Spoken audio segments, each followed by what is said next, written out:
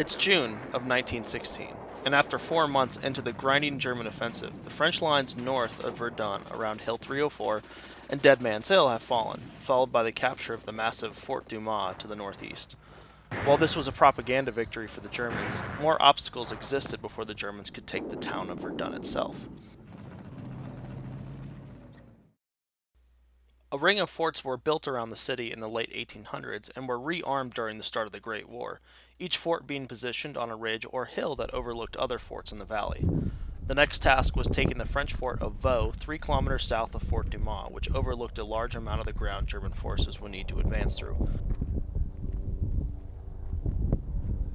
As you can see on the top of the fort, months of heavy shelling has made the outside look like a collection of sunken holes. Part of the initial damage done to the fort was to the infrastructure supplying water to the men.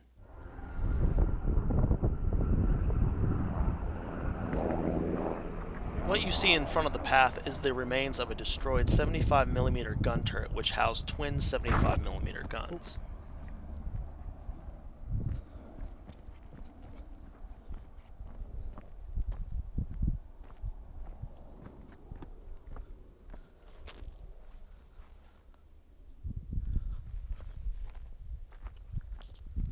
Before the battle, Major Renault was given command of the French defense of Fort Vaux, and preparations were made while the shelling continued.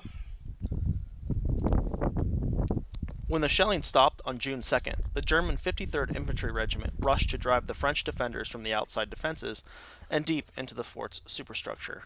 From there, the French began the task of building up hallway machine gun barricades. For the next 5 days, the tunnels of this place would turn into a literal inferno. The Germans had to inch forward, destroying each barricade one by one with grenades, flamethrowers, and explosives. As each soldier was killed, a new replacement had to crawl on their hands and knees, covered by machine gun fire, until they were close enough to toss grenades into the breach of the French machine gun positions. Usually, so much dust was in the air from the concrete falling that it was difficult to see or breathe.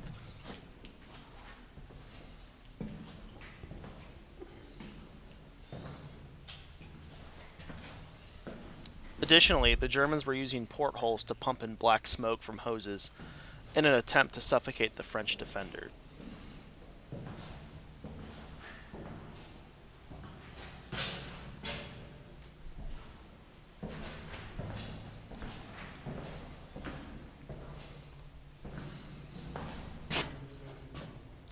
On day 3, the French water supply was running critically low.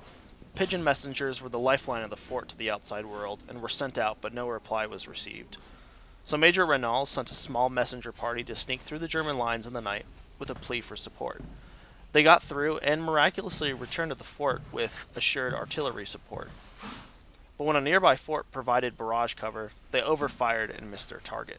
This was the last hope for any help from the outside as they saw it.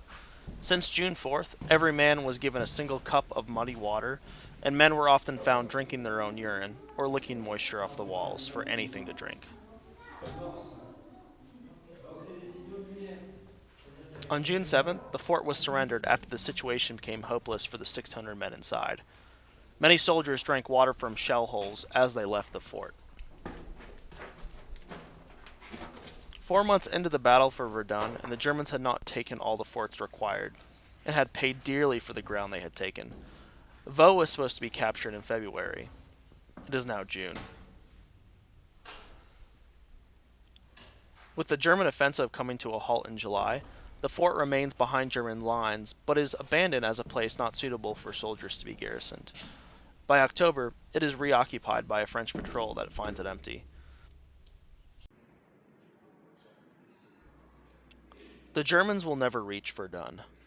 With mounting casualties and the need to divert soldiers to the Battle of the Somme starting in July of 1916, the rest of the battle until December will consist of French counterattacks and line action. By the end of the Battle of Verdun, just under 1 million casualties were sustained by both sides, with over 70,000 casualties a month.